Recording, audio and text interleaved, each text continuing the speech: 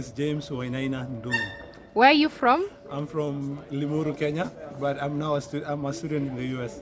What do you do back home in Kenya? I run some programs with a community organization called the Rays of Hope Initiative and Kambibora Initiative.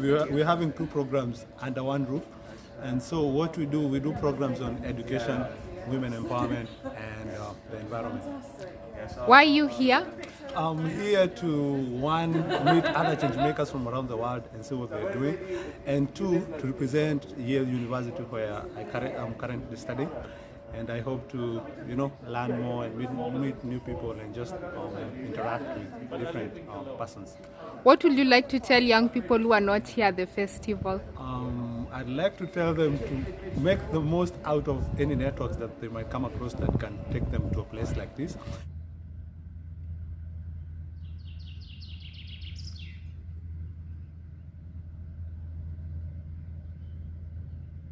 Welcome back to CynthiaUNTAMED. I am here in Bonn, the former capital of the west of Germany.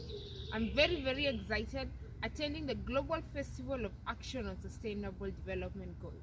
So, do you know what the 17 Sustainable Development Goals are? One of them is education. Another one of them is gender equality, partnerships for the goals, and climate action. Do you know any others? Comment below. My name is Lungi Mkunu. I'm from South Africa. Nice to meet you. Nice to meet you. So what do you do? I am a sailor and a climate change activist. So last year I was the first African woman to sail up to the North Pole, where we were doing research on climate change to see if there was any plastic stuck on the ice, because before we weren't really able to go further north because it was stacked ice, so mountains of ice. So now that ice is melting, so we were able to go further north to 81 degrees true north. So what came from that is obviously now trying to put it back into society, since we live so far from the North Pole. And I decided to teach the kids about the issues that we experience every day in Africa. Different countries face different challenges. For example, one of the things that Africa faces is cultural barriers. For example, women in many communities are still being circumcised. One of the other things is a lot of children are still not having the opportunity to go back to school. What are you doing to create solutions for these challenges in your communities? Well, my name is Ni Otto and I'm from Ghana, and I'm currently studying here in Germany at Erfurt. So I'm doing my master's in public policy with international relations and non-profit and profit management. So I'm here today at the SDG, or Global Festival of Action, to actually listen to what other young people are doing in their little corner to help the world. So I'm here to listen to it, to get inspired, to also start something small in my corner.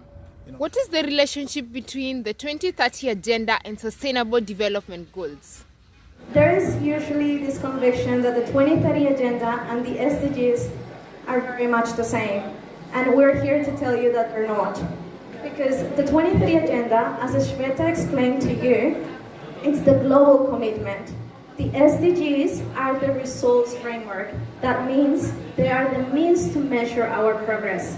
So what the Secretary General has done to describe the SDGs, he said these are interrelated, indivisible, interlinked, 17 Sustainable Development Goals that shows our commitment to the world to make the 2030 Agenda happen. My name is Genevieve and I work with PCI Media on a project called Comics Uniting Nations. With this project, what we do is we create comics which teach not about the Sustainable Development Goals, but tell stories which relate to them and show the importance of sustainability and of these individual goals. For example, we worked with Marvel to come up with the Ozone Heroes, in which the characters solve a problem relating to climate and relating to 4 other Sustainable Development Goals, in order to teach children these as values rather than a list of things that they should care about.